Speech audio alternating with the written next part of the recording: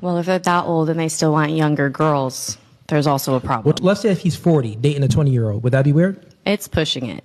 Pushing it. 100%. You should have morals as men and as women. There we go. So where you do not look at women under a certain age or at that point because it's just morally. Okay, so you it's think not it's okay. immoral. Who agrees with her? Show of hands. I don't really know.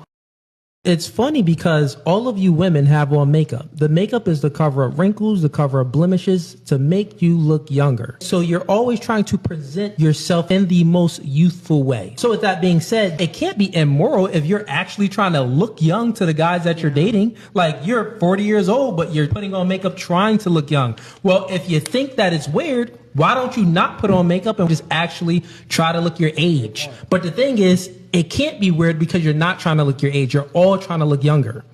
That's a great point.